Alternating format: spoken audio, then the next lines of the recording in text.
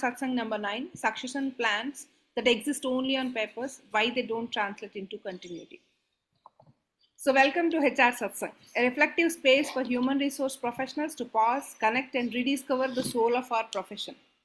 In the rush of metrics, mandates and meetings, we often forget that HR is not just a function, it's a calling to touch lives, shape cultures and hold space for people in their most human moments. HR is not a training, it's not a webinar. It's a great pause to learn, unlearn, share stories, and spark inner clarity as HR leaders. Whether you are a fresher, a manager, or a CHRO, this space is for every HR who wishes to lead with both heart and head. Each session, one deeper insight. Welcome to the inner side of HR. So the ground rules is generally what we ask the guests and the attendees also to keep their mic on mute so that there won't be any kind of disturbance. Whenever it is required to speak, you can unmute your mic and you can speak. Second thing is during the session while the guest speaker is delivering their session, please jot down all the questions so that you can ask those questions or maybe you want to discuss also.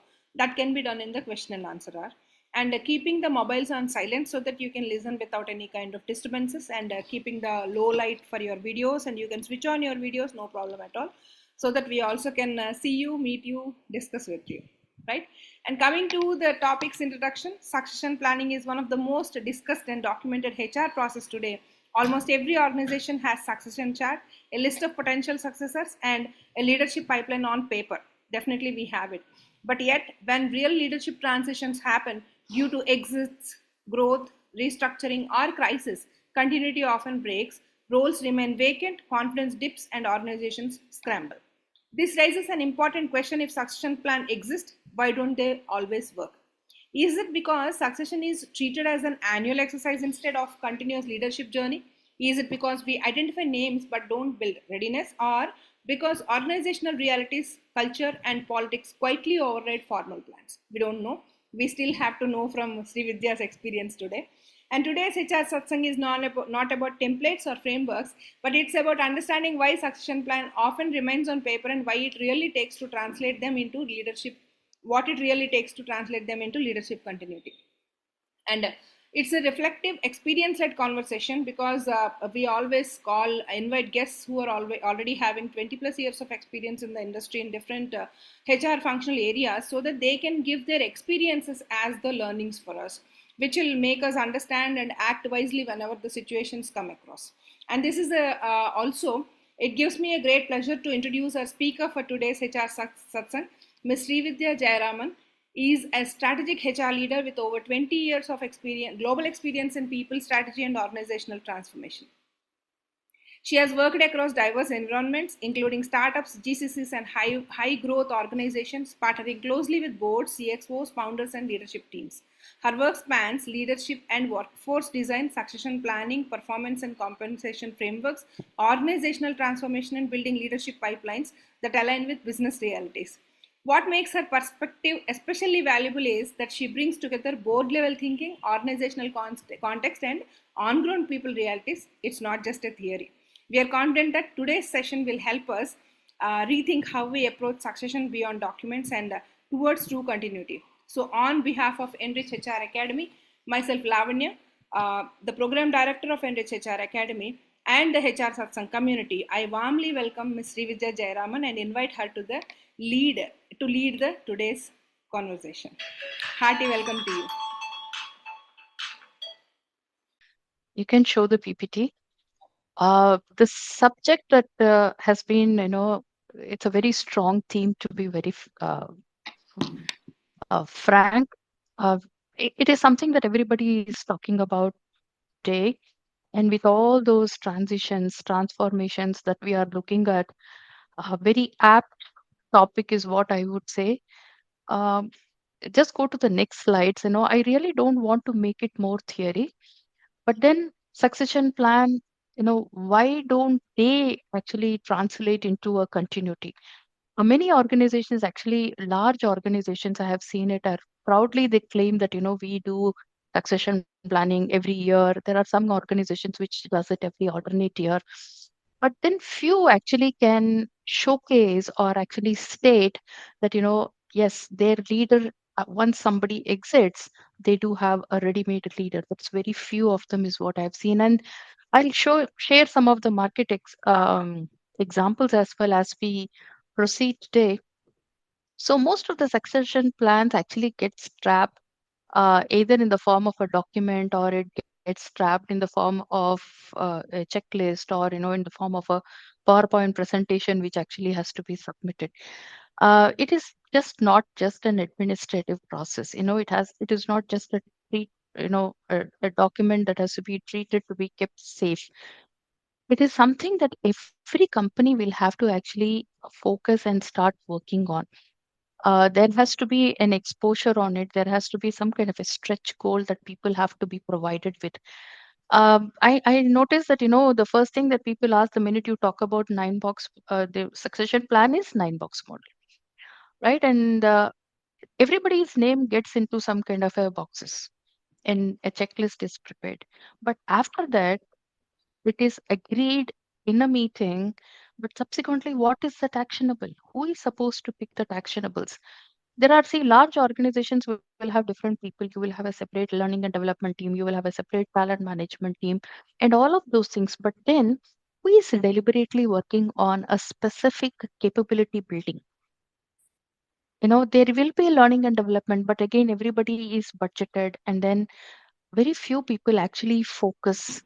And then there is, of course, a lot of readiness gaps. The experience, expertise is lacked. When a vacancy arises, the organization feels it is always better to look outside because they are not confident about what they have built within.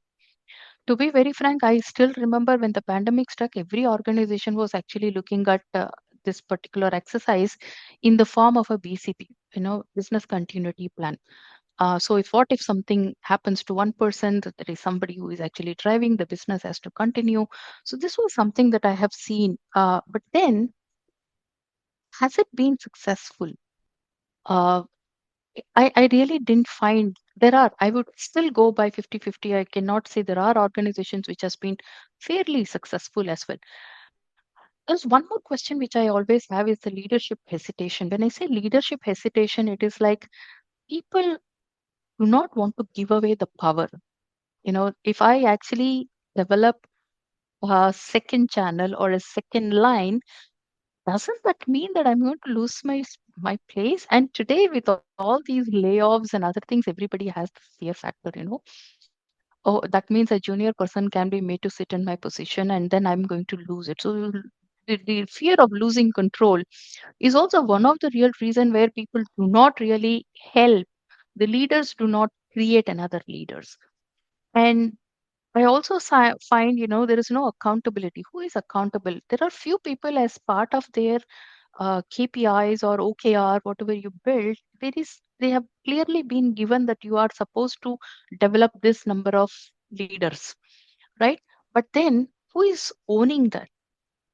Are the HRs owning it or the leaders owning it? Which is something that I have seen that, end of the day, it goes between the HRs as well as the leaders, but I have not seen.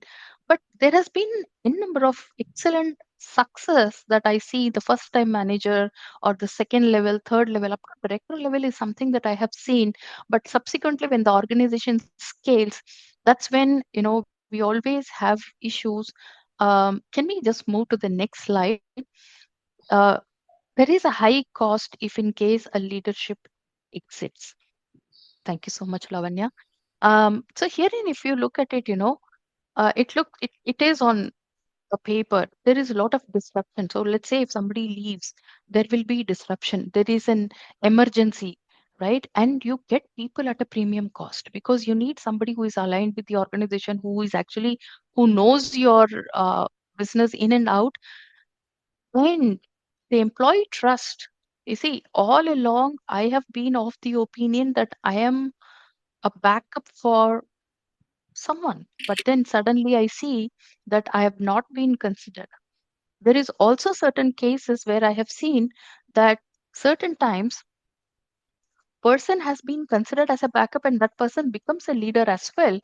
But then this particular person has not been coached or mentored properly, that after the real leader has exited, the new person who has actually picked up that place, we need to hire 4 more people to actually handle those responsibilities, which one single person was actually handling it. Yeah. Can we take a moment, please? I think visibility Yes, is not please. there. I think. Let me stop and reshare the screen once. Okay. I'll be resharing again. Yes, Lavanya, because we are not getting a full screen. The PPT is not full screen. Okay. Half of it is your image and half of it is Oh, is it the so? PPT. So I think I need to set that view gallery view. Just a moment.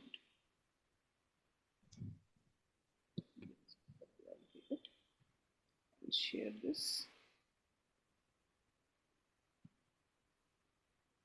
it's a well-started discussion, ma'am. Thank you so much, sir. Oh, one moment. I don't know why it is getting shared in my entire screen. Is it visible now? Yeah, it is good. It's good. That's what I wanted. Great. Thank you. Yeah, thank you. Thank you. Doing the alert, sir. Okay. Yeah. So let's move to the next slide, please. Pixie. Okay. I just, as we discussed it, or as I initiated this conversation, I spoke more about 9 box model. I really didn't want to make this more theoretical, but then I really wanted people to understand, there are other models as well beyond 9 box. People say that it is most successful, but the other models has its own importance. So there is a 4 career stage, which herein you are actually understand whether a person is an individual contributor or he or she can be a leader, right?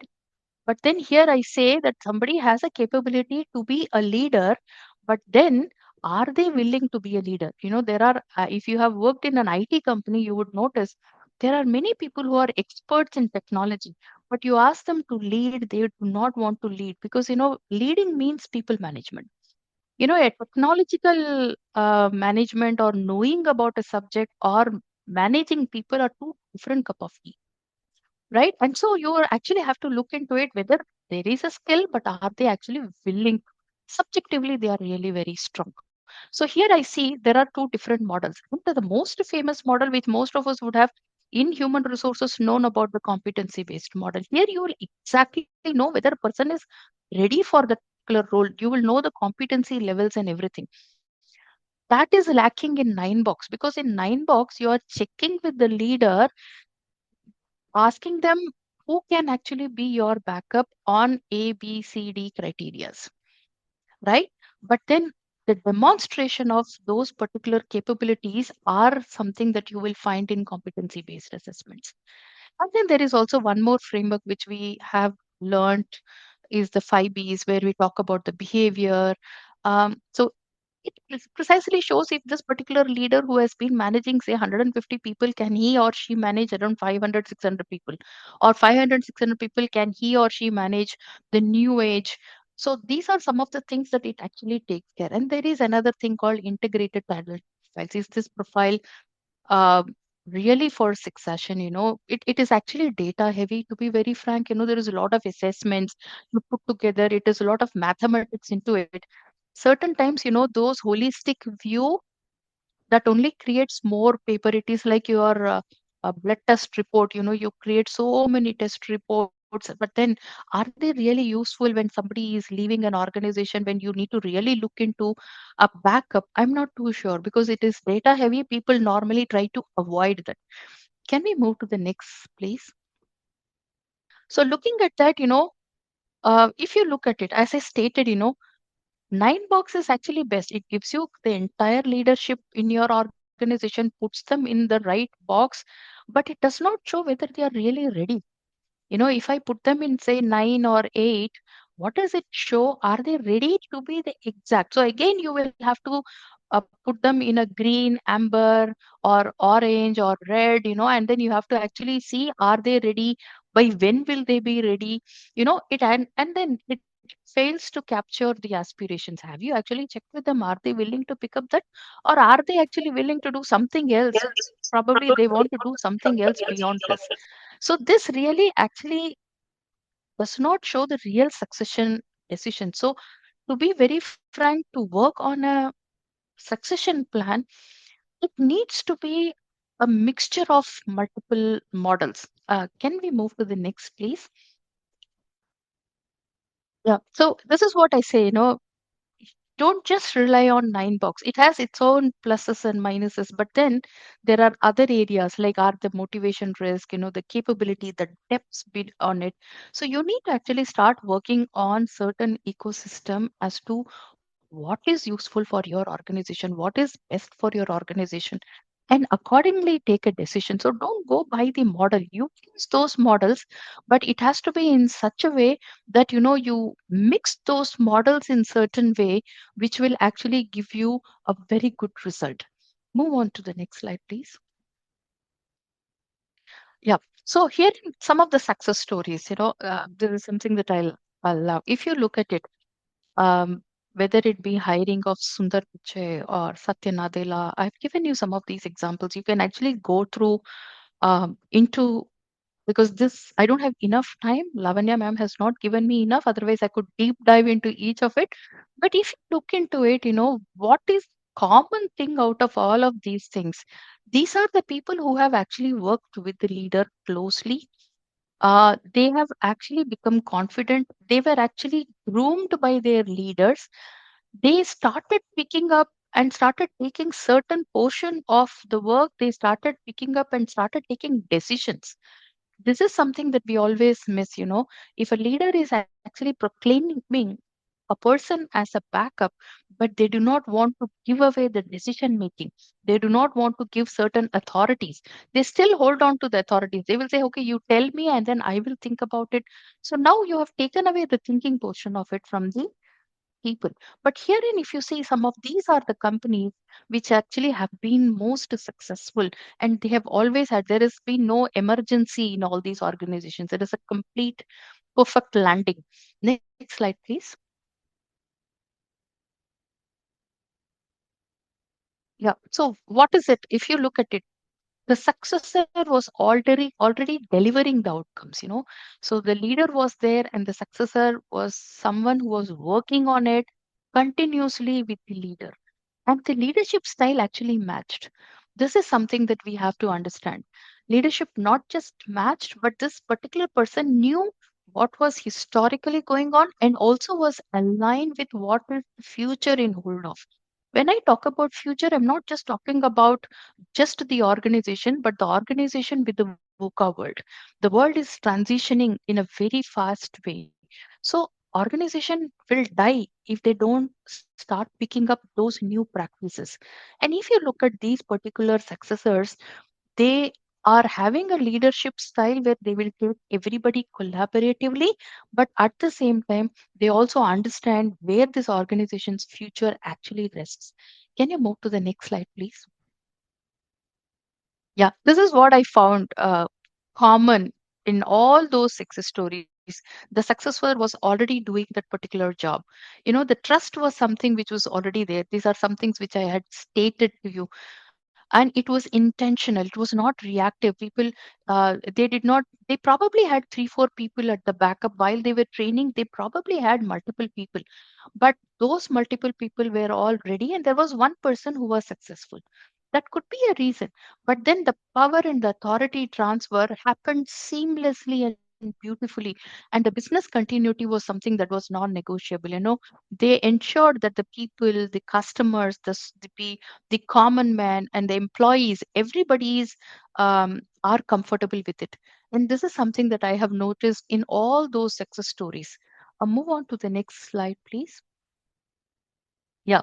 So herein, this is something that we need to start. These are some of the cases where they have had successors, but it had failed. So here, if you actually look at it, General Electric has been a better example, nothing like it.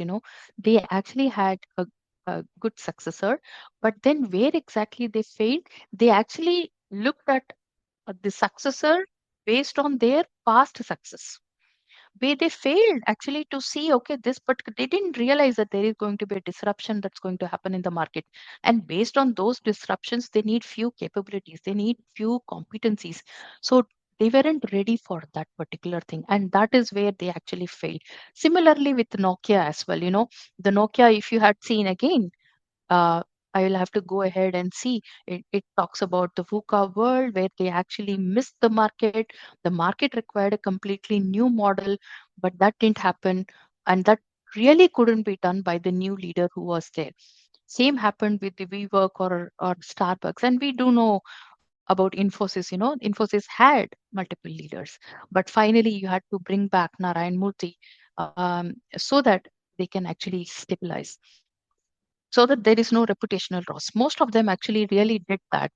Moving on to the next slide, please. So now, if you look at it, I go back to my initial discussion and then relate to that. In a 9 box, the names are already there. There are people, they are ready, but has they built the capability? When you say you have built the capability, many of them actually say they have built the capability, but then you might have built the capability for now. Are they ready for the future? Where exactly are we finding the future? So you need to actually build them in such a way, wherever or whichever direction the organization flies, your leader is ready, and the power is transferred in a proper way, and there is a continuity. This is something that I always feel, that you work on a talent management or you work on a succession plan, there has to be a continuous audit. It's not like, overnight you build something and then you get, there is, you have identified a risk, then you need to continue to work on those risks till it is addressed. There will always be a vacuum irrespective of it. Many times I have seen that there will be a leader recognized, but then when they really wanted someone, they will go to the market and they will hire somebody from the market. Move on to the next slide, please. So now, what is the real succession plan answer? Who can step in? Are we ready? And how are we ready?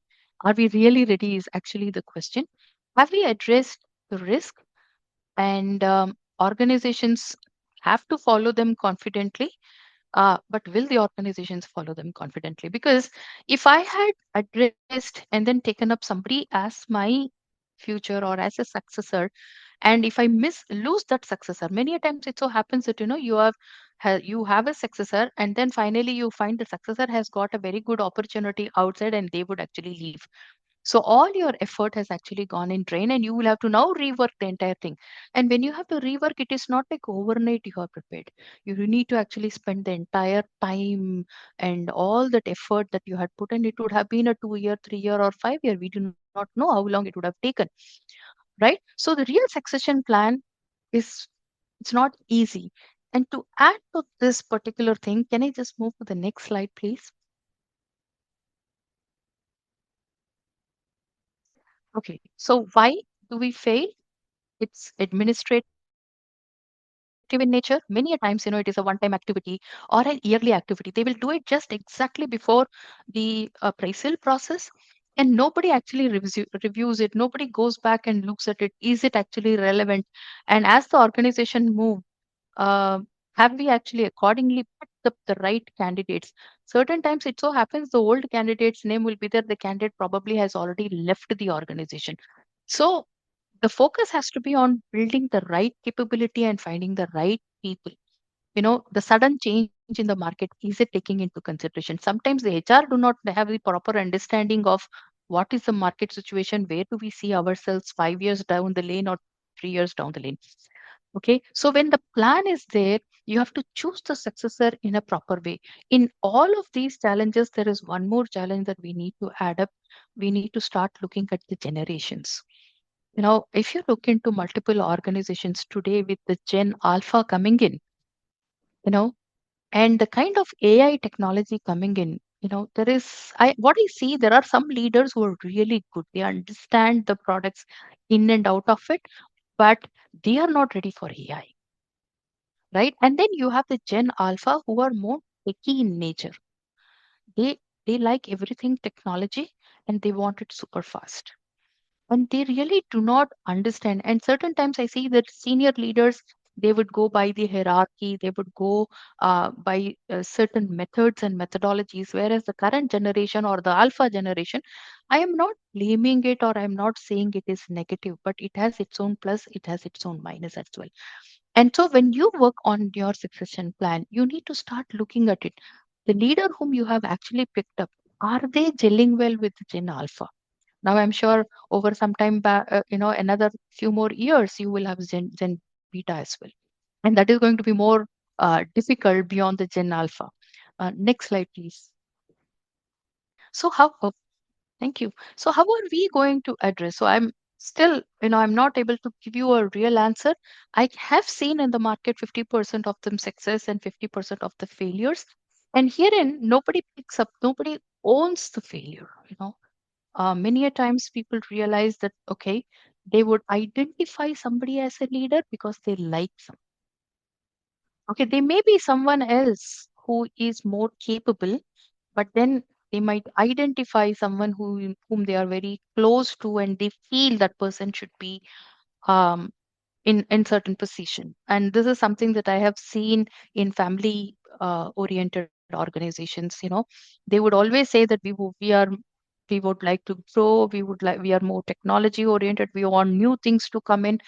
They would probably even work on the succession plan and other things, but then when it comes to actually hiring or when certain such situations happen, they would naturally go back to the olden ways and start picking up people within their own family. So this is something that I have noticed multiple times. So I wouldn't say it is bad, but at the same time, I would also not say that it has got all positives. So that's it from me. Any questions, please? Yeah, that was really wonderful, Srividya. Okay, let So much. me the registrations. We have got some questions and some statements. So statement, Mhm. the person who have given the statement is already present in the session, so I don't want to tell. He himself will be telling you. But questions, yes. Let us answer the questions which were being there in the registrations, and then we'll have a discussion. Is it fine, sir? Yes. Yeah, absolutely. Right. So the first question from Maunika. Maunika has said, what if the HR releases the offer letter to the candidate and letter calls and informs that the offer letter is on hold, giving reason as FY closing but not giving 100% surety on resharing the offer letter with revised DOJ, date of joining. Mhm. Is this the HR politics? Actually, it's not very much relevant to the subject, but yes, because she have asked it, if you want to answer, you can, or else I'll connect her to you later so that you can answer for her. No worries. You can I, give. I would actually pick up this question, because she actually said if it is an HR politics. To be very frank, nobody here is looking at the politics. The role of a human resources, I agree, is to release the offer. And today, with all this kind of scenario that I see, the layoffs, it is very important for any organization to actually build a brand. When I talk about a brand, I'm not talking about the large brand. I'm talking about employee centric organizations or candidate centric, or the candidate relationship has to be really positive.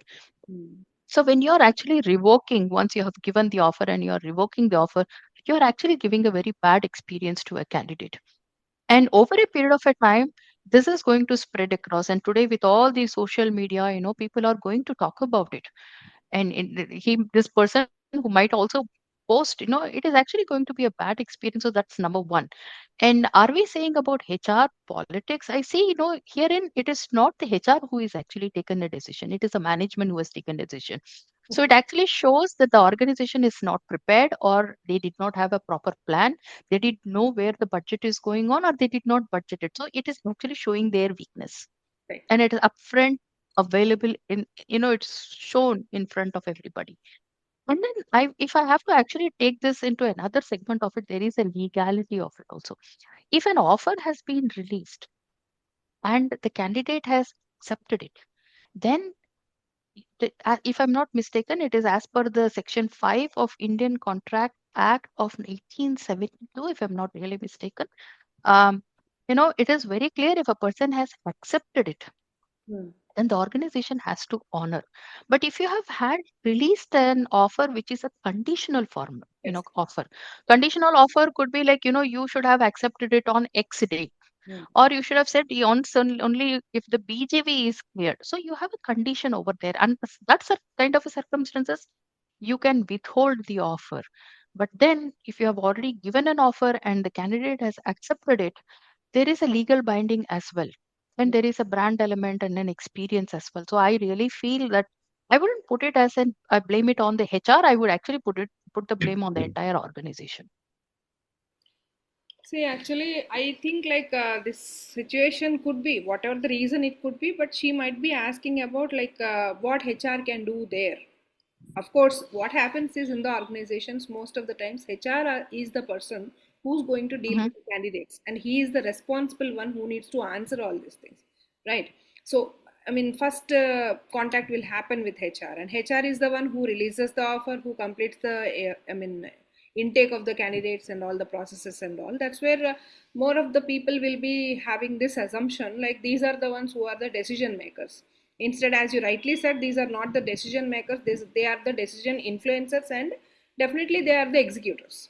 So execution part, yes, that is there in their control, but influence part, how much they can influence on the management, and what a HR can do when these kind of situations happen.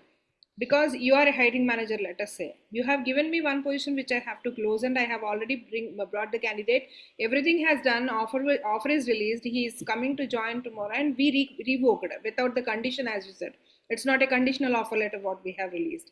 Then instead of revoking that, what is the action that we can do, where HR, what he or she needs to do there? Because this sudden decision, if it is happening from the organization side and just throwing on the HR's head, like you go and tell them, that makes him like he is a scapegoat over there finally. Correct. So, Okay, so if you look at the multiple solutions on that, then see, number one, you as a HR person can probably educate the management on the legality. hmm, Okay, so even if people do not want to look at the candidate experience or employee experience, they will at least be afraid of the legal, hmm, right? So you can do that. Or the second option could be that if that is the only situation, then start looking at if internally the same capacity or the capability can be utilized in some other department or in some other position or in some other city of your own business. Then look at it if that can be transitioned and transformed, because that way you can ensure that the experience is not bad.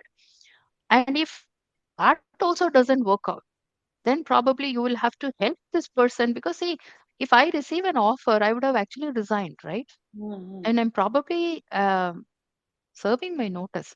So it is going to, you're actually put a person in problem. So under such kind of an circumstances, I would say that okay, pick up some kind of an third party and ask them to support you in those hirings and ensure that this person gets placed, correct. so that there is no negative feeling, because there you are not spending the entire years of pay, but at least to hire, nowadays the cost of hiring could be 8% or 8.33 or 15%, whatever is the recruitment consultants precisely charge you.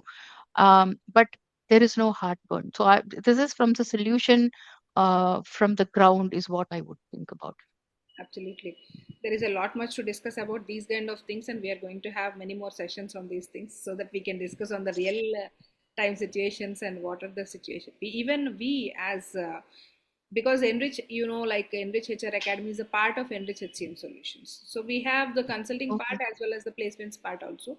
So during placement services also, we get so many issues like this, like till the last moment, people will be making us work, our recruiters will be working on that. And yeah, Ramurthy, Can I share a point here, yes, please. Yes, please. Lamya? Yes, please. I congratulate ma'am for launching her idea on a right platform, but there are certain sensitive questions coming up here.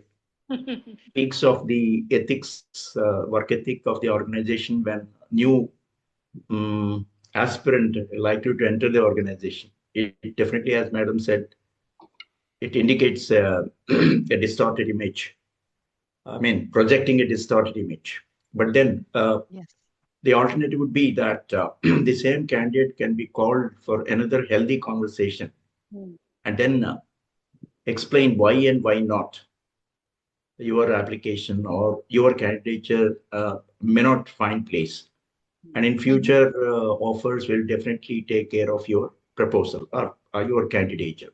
Yes. I think this kind of healthy practice can, of course, it's an ethical question, but it's a refined ethics here. Yes. That let her be called or let him be called again for a courtesy call Correct. instead of rejecting straight away. I think True. that can also be one of the very healthy HR practices, that it gives a signal that you're valuing Yes. human Actually, resource. there are That's my, several things that can be taken as best practices, sir. Only the yeah, thing is exactly, how exactly. experienced the HR is and what kind of scenarios he might have dealt earlier. Accordingly, they Mm. may have to act, and even the pressure from the management end will be there. So there are several reasons will be there. So we Yeah, have yeah, to look into all those things. So that is a very absolutely. big No, discussion that's right. actually. We cannot complete in a single session, I think. So can we Yeah. proceed for the second question? Yes, ma'am. Yeah, thank you so much for answering Monika's question, and thank you so much, Ranamurthy garu, for your value addition Thank, for this. thank you, And we thank you. have Shivakala Yerram. She has asked like how to convince leadership that succession planning is super important. Okay. Uh, I would actually say don't tell them that you want to do a succession plan. Hmm. Rather, go to the leaders and talk to them about the risk that the organization is going to have. Hmm. And most of the leaders at least know the costs. So probably pick up the costs. So somebody leaves the organization, what it actually cost you. If you have to hire somebody today, you know, of course it is going to be huge cost, and then there is going to be a transition, and during the transition the kind, it actually rocks the entire boat is what I would say. So what happens if you're not able to close, if you're not able to get the right candidate, some certain times the position is open for 60, 90 days, and even after you have actually released the offer, that person gets that there is a notice period. This person at the leadership level, the notice period is again 90 days. So pretty much what's happening is that you do not have a leader for the organization for close to 9, 10 months. Yes. Right. So tell them these are some of the risk components.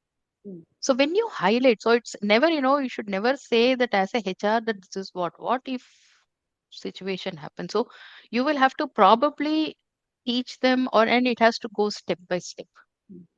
What if something happens, and I think uh, post or during the pandemic is something that I have seen that many organizations picked up succession plan, and because that was a time when nobody could predict anything. Hmm. We didn't know what is going to happen, and everybody were afraid. So looking at that, people did. My take on this will be like, never say that you want to do something. Say what is it for the organization. Correct, correct. Actually, succession planning, here succession planning is not such kind of thing. What I understand, like Hmm. you put on papers, of course, but you don't implement. That means first of all, the kind of awareness they need to have should have. It applies for both the people. Like even the HR should know about what is the importance of it and how it needs to be done, because knowing is Mm, another thing and doing is another thing. So if you do, then only the paperwork will be coming into the execution part, and it needs to be rightly conveyed to the management. It's not like so right. that everybody is experiencing and experimenting this, so we also can do. That is not the way we need to approach the people. First of all, these people Yes. need to have the awareness, and then they need to put that on papers, and they should be able to explain the thing in the boardroom to the directors, and this they should, as you rightly said, they should explain them like what is the impact on it if you don't exercise this, and how to find out the shadow resources and all, how to train them, when to train them, to which extent we can give controls and all, to what extent we need to prepare for the drastic things what has happened, what might have happened. So there are several things we need to look into while experimenting this one particularly. So we cannot sit on the table directly and argue with some other person, or maybe explain some other person to make them accept that yes, we need to do all these things like that. That is not the thing. But first of all, we need to make them understand what is the impact of doing and not doing. That should be there. So So, I think, Lavanya, to add to your point, let me tell you, every HR today are the people who are enablers for the performance appraisal. hmm, uh, if it is a small organization, they are doing it manually. But if it is a large organization, you use a tool, right? So if you actually look at the tool, you will automatically know who is the best performer and for whom you need the backup. And looking at that, you will automatically, you can mentally prepare if you really have a backup or not. So first you generate it sitting in your seat, or probably take the help of HR business partner. And if I'm not mistaken, every HRIS tool today is inbuilt with that. It will automatically extrapolate to you that these are some of the key capabilities, and X and Y has that, and ABC also has it. So you automatically have developed it. But then you need to get the green signal from the management. See, what I am talking about and what the organization is thinking, is it in sync? Right, so all of us, are we driving in the same direction? So that is most important. So you be prepared, and then you look at it, and then accordingly take a decision and go and talk to the management. absolutely, you need to do your homework before you getting into the room cabin itself. Exactly. That's what. Yes. And yes, the third question. Thank you so much for that wonderful answer, Thank you. because I feel like upskilling is very much required, because when we enter into the job, we'll be having a limited exposure of doing things, handling very lesser functional areas of the HR, where we'll be feeling like, yes, okay, that's wonderful. I have done whatever that is given to me. But later on, Mm, if they continue with the same kind of work responsibility and all, they cannot get the exposure and they cannot even grow. So, mm, in this growth path, what they can opt out is, first thing they need to, of course, learn and get the exposure. At the same time, they also need to upskill themselves. What's happening in the market? If I need to grow from this particular level to the next level, so that I can deal the functionalities as well as the strategic areas, also I need to express, and I need to make the people understand, and then only I can execute it. That thing needs to be understood by them. They need to learn what is the strategy and what needs to be implemented, because that's where that's more of the problems come. We have seen functional areas people are very much good at, because they will be getting the instructions, or they might be true. Mm, looking into the previous sections, how they have done, and they'll be following the same things immediately, and that execution part they are very much good at. But when it comes to the growth path, they need to understand the strategic part, so that needs a lot of experience there. So where that's you true. need a mentor, you need a training, and then you will understand what exactly happens there, what can be the worst case scenarios, and then they can deal with the things much better. Because succession planning is not just a smaller thing like anybody can do, right? That needs an experience. Then only they can understand who can be the right successor for this particular load. Sometimes, as you rightly said, the performers will be there. We are able to see the dashboard, but at the same time, the actual performer cannot be promoted immediately to this role because of the hierarchical conditions. So they need to Correct. understand that point. What is the hierarchy part? Can I suggest this person to this role or not? Do we have the policy according to this situation or not? We don't know. In case the policy doesn't exist, then what I need to do? How I need to suggest this, or how I need to propose this to the management? So several scenarios are there where the HR also needs to understand. Then only he can step ahead. So that is what Mm, where the maybe the experience is more plays the role. agreed. That's true. Right? So let's go for the third question. Thank you so much for letting me speak. And then, It was valid. It was wonderful and valid. thank you for validating. So there is Mr. Sharath. He wants to ask, like, what is right time to have a succession plan with define in leadership pipeline and competencies required with competent to perform role through assessment and development center, etc. In house or outside? I think what is the When is right the time right to, time? yeah. I would always say now.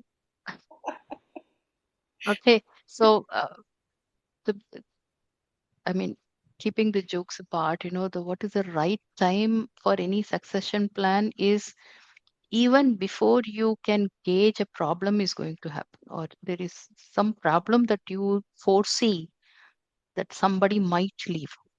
Hmm, It's always better to be prepared, right. right? So that is what I would say. But make it a practice. So there is no right time or a wrong time at all. Uh, most of the organizations prefer to do it right just before the appraisal process. Now, if you are planning to do it in-house, see the where exactly succession plan has been fairly and large success, which is at the first time manager level, second level. If the organization has further level, I have seen 3 4 levels, it is quite successful, and the human resource professionals are having that capability to manage it within. They really do not need any external help. But if you're actually looking at the leadership, the enterprise level, the organization level, then I would always suggest that it is best that you take up some consultant or somebody from outside who can support you, because there will be an element of bias, especially when you're looking at the leaders. Everybody will have it, you like somebody, you do not like somebody. And certain times, your liking has got nothing to do with the key capabilities of a person, right? So, if you want the organization to survive, you need to actually have that logic built in a proper way. So, if it is done at the proper way, that is the right assessment methodology or the competency methodology, whatever that you have. Please take up the help of, at a senior level, take up the help of the uh, consultants who can actually channelize and put these things in the right perspective. So, in short, at an junior level, please build it internally, is what I would say. But at a very senior capacity, external support would always add a lot of value. Correct. Yeah. Wonderful, wonderful. Thank you so much. Thank And you. we have one more question with us. Just a moment. Yeah, there is Miss Niranjani. She is asking, Mhm. like, when management transitions occur, the true capabilities of the existing team are not consistently evaluated or leveraged. Mm, okay. Right.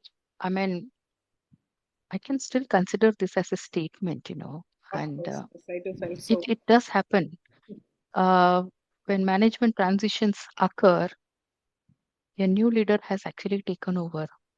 The company does not actually look at the key capabilities that is available within. Uh, they will not look at the strengths of the people within. But in simpler words, they will simply go ahead with the leader and then ask the new boss what is to be done, the checks and balances, how do they balance it, um, how do they take care of the market, the clients, the stakeholders. So these are some of the areas where people start focusing, rather than looking at the internal team and their capabilities. When you have a new leader come in, you do not want to look at, okay, the functions within are anyway being driven by certain leaders. Why rock them also?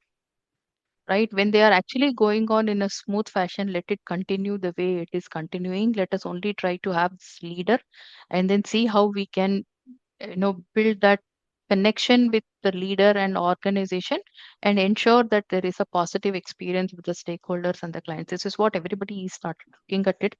Nobody actually spends much time on the internal capabilities and internal team. Uh, that's something that is always the last priority. So you ask me, theoretically, yes, it what is being said is the right practice, but that is theory. Yeah. In practice, do they have time? Do they have people? Mm. This is where actually we will uh, always, something or the other will lack. Absolutely. We will not be able to do it. That's my answer. It looks blunt, but then I don't have any other positive answer that I can give. Correct, correct. Sometimes knowingly also we may have to accept things, right? That's right. That's what I said. Theoretically, we know the right approach, what we are supposed to do, how we are supposed to do, and all. But does it really happen? No. That these things reach to the people who actually thinks that things can happen and people are willingly not doing, because most of the times, as initially the first question what we got, like, Hmm. Is it the politics from HR, or is it the pressure from management, or is it the person's incapability? Every time it's a question. Yeah. Most of the times it will be either kept on the HR side, or it could be on the person who's the applicant or job seeker. But what happens is ultimately the final game always will be played by all the three players. Everybody is having their own stake. We cannot judge exactly that he or she is the only person who have done this. We cannot blame it. No, no. HR has to take the ownership as well. Yes. They also will be blamed and they will, but they are maximum blame. Yes.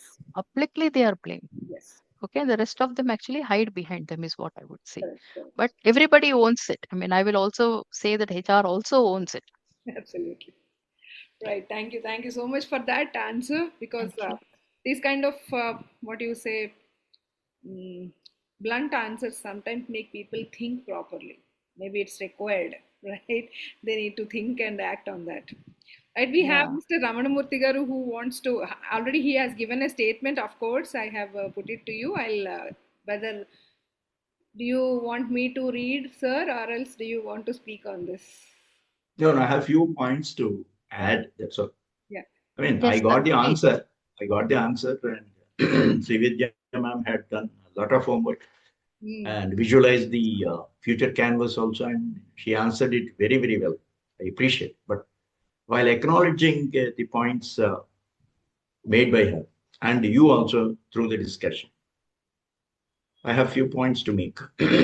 I submit. Yes, sir. You can also add, subtract, multiply, divide, whatever you call, whatever you can do. Yes. I'm reminded of leadership theory, where it is said, leaders are born but cannot be made. Right. If you gel with that philosophy, forget about succession planning. Mhm. I don't know whether to test this theory or not, but in practice, it is said that leadership can be developed. So we have a lot of organizations which are actually positioned for their development centers and all that, training managerial manpower. So it comes without any resistance that there need be a strategy behind succession planning. But then there are few challenges. I don't know whether Srividya ma'am will you and agree with me or not. But when I studied some research studies on leadership capabilities, inabilities, and how do they look at their own profession vis-a-vis their organization and all that. Mhm. To my mind, the organizational culture and climate issues coming in the way, because today what we see is I don't know younger people who are entering the organization. If you see seriously, they're rejecting promotions. Reasons may be Yes. very many. It's a voluntary withdrawal. So when they're voluntarily withdrawing, don't you think that there is a that need for us to study at the micro level what's happening? What's happening in the organization? You're answering one side of the story, like succession planning and all. But I'm not interested at all in leadership position. What does it mean? I have a commitment with regard to career path progression, and I signed the Mhm. contract, and you have given me the career path. After 4 years, you become this. After 7 years, you become this, and all. I agree, and I enter. Now I reject a promotion. How do you handle this work ethic? Don't you tax the employee when he is rejecting? What ethics is there here? See, if the machine is not properly being run, we send the machine for a repair. So why he is rejecting the promotion? Can there be exhaustive study?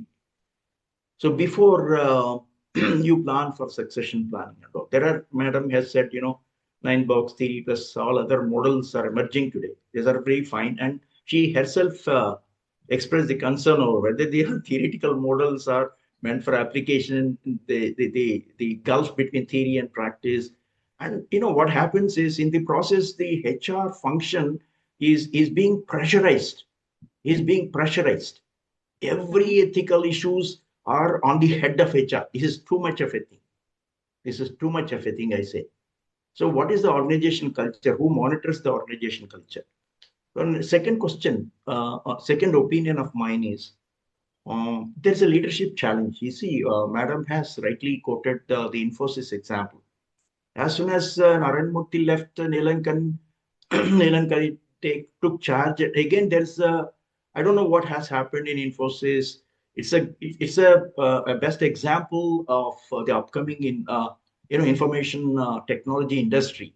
But all of a sudden there was an internal uproar, and again you have to call back the old person, old in the sense that people who have already left, you're inviting them. Mm. What's happening about succession planning? Is it not professional? No, outside world, Infosys means it is a highly professional organization in the information technology to start with. The third important aspect here is organizational loyalty is redefined today. That's the reason why people are not accepting promotions. Till the last minute, they don't ring any bell for you. Correct. And if you give them their promotion order, they reject it. And you feel, as Madam has also said, and the earlier sessions also we were speaking, the vacant position replacement cost is very heavy today. Yes. The cost aspect, vacant position replacement cost.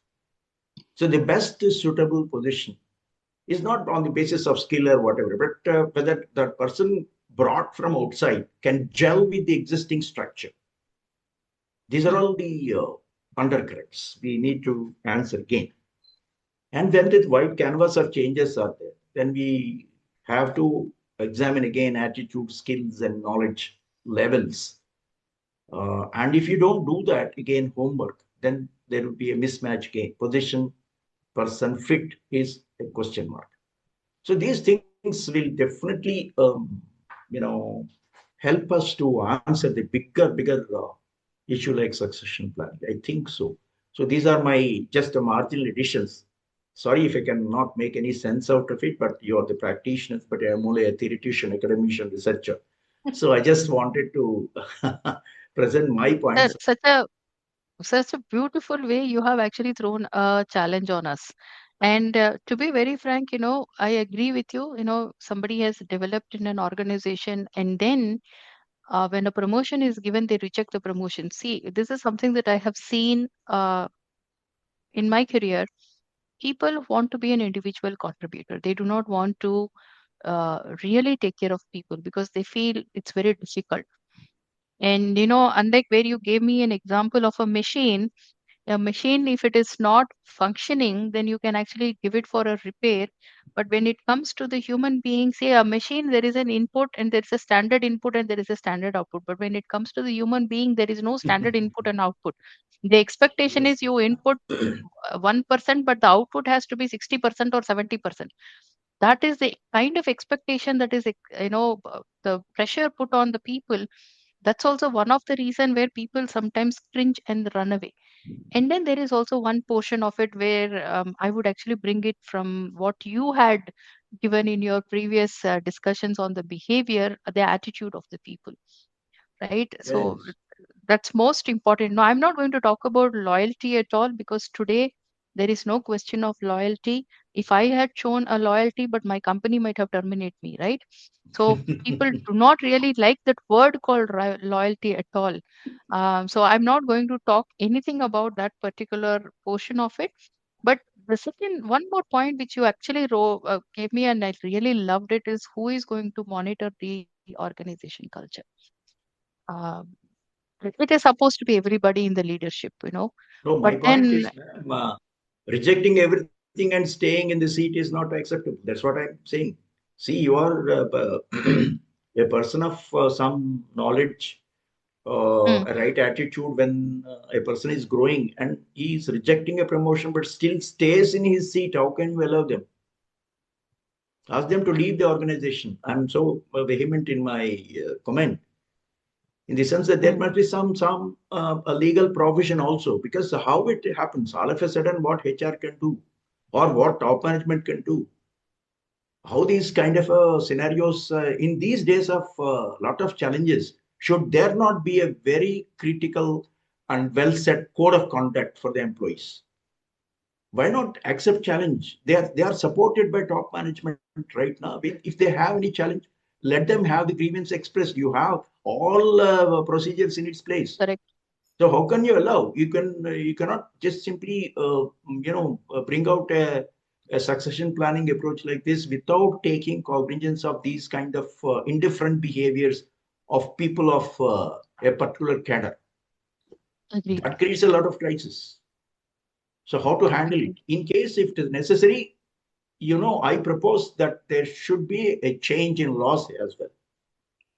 Actually, Support the that's management. what we have been discussing, sir. Actually, like all the other professions, like CA is there, law firms are there. They have certain rules and regulations, and a board is there, which will be taking up the governance responsibility, and they will be having certain rules, as you rightly said, code of conduct is there, strictly being implemented. Maybe here and there some things might happen, but yes, there is an action that can be taken on those people who are having the deviations. Mm.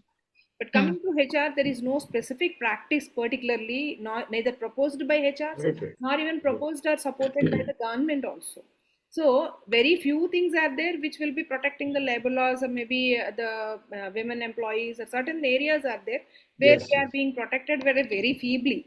But even we have the 8-hour rule and 9-hour rule, and everybody will be giving their own statements like people can work up to 12 hours and 16 hours also very happily without any hesitation. At the same time, people will be speaking about dress codes, but they don't ever follow those dress codes, even if HR being screaming on the floor. And upar se, they'll be making Yeah, true, fun of HRs also true. on these areas, like these are the rule makers and these are the people who will be playing on the floor most of the times.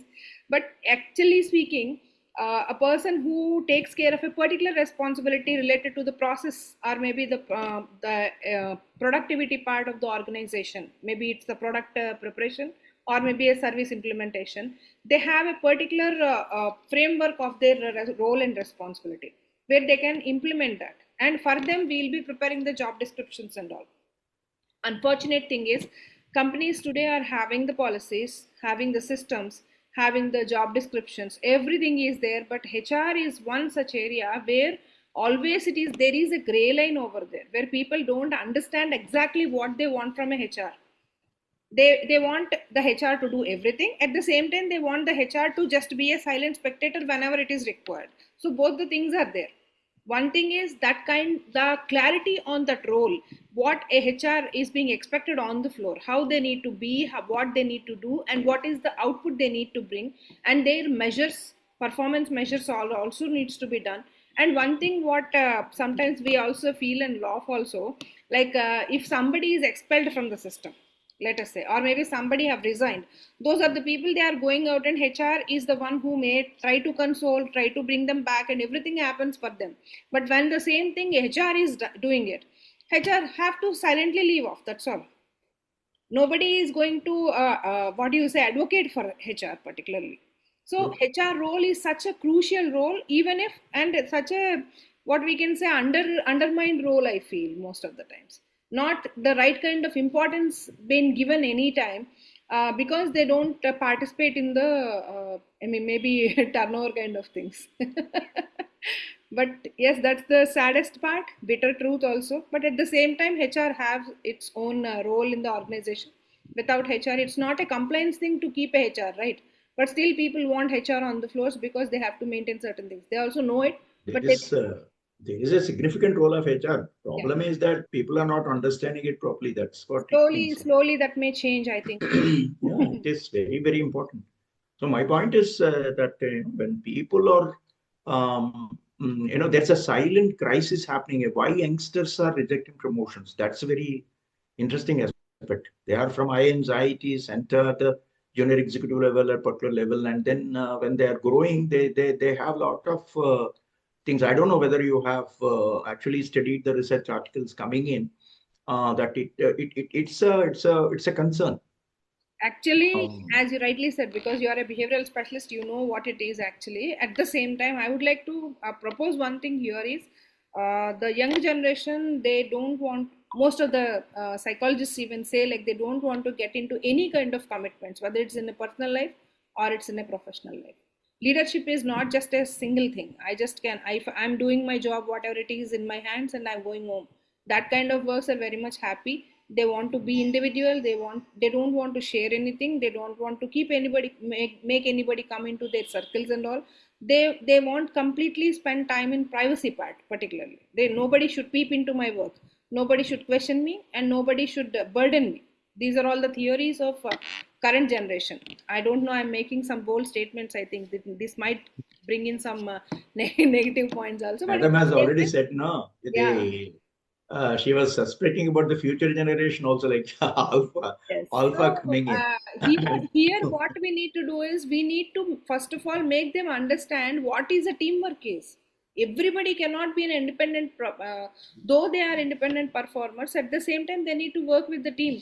Even for this HR Satsang session itself, if we have to start and continue, we have a team of people working behind me. It's not only me. It's not only you. Neither not Correct. only Srividya. There is a set of people who have contributed for several areas. Like it could be the ad part, or it could be the technical part, or it could be the delivery part, right? So definitely whatever the thing should happen, there needs a team. So the teamwork, when it is having its importance, that should be first of all known by these people, like what is the importance of the teamwork and why you need to be a team player. At the same time, why you can become a leader, why to influence, and why influencing roles are very much required in the world itself. It's not only confined to the organizations, but it is required for the entire world. Without a true leader and a capable leader, no, nothing can happen properly. So leadership is a very critical part where people needs to focus. Good. So, several discussion points are there in this particular thing.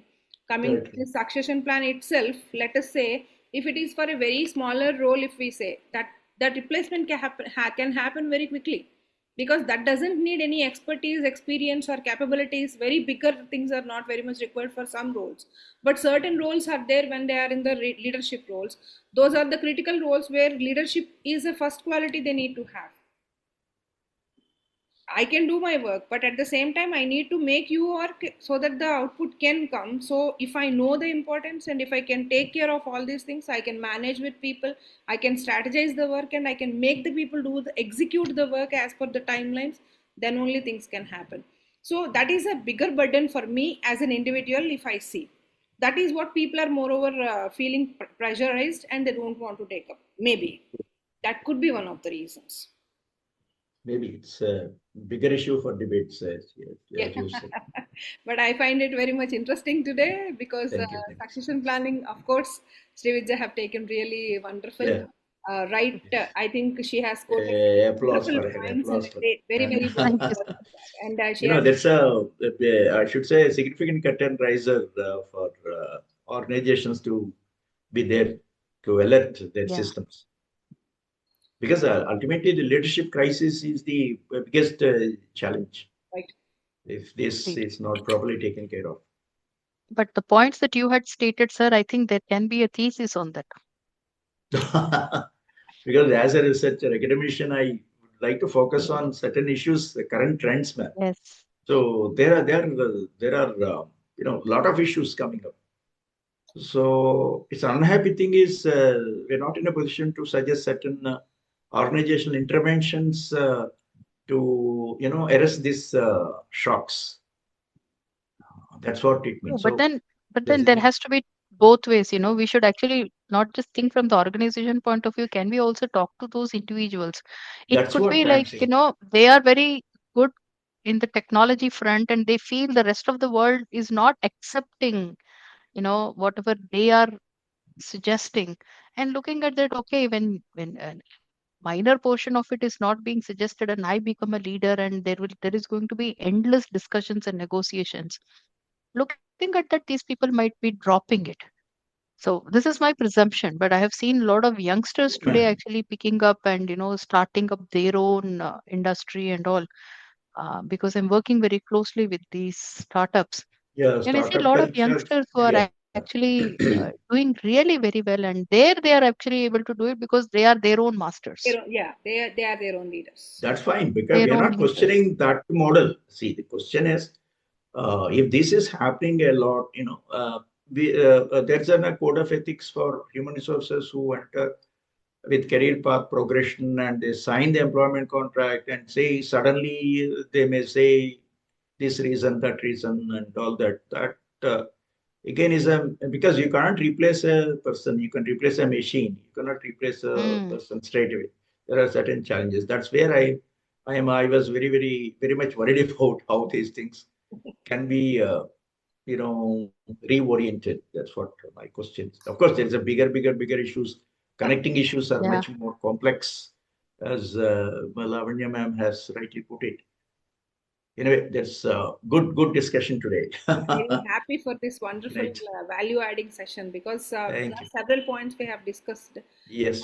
which we might not be, though we know, but we don't want to spell out, or maybe there might not have Absolutely. opportunities to That's spell out. what absolutely. I'm very much happy that Absolutely. HR Satsang has given that opportunity so that we can show Exactly. these voices and make these voices reach to people so that they can understand what's happening actually and why, where they need to actually focus on.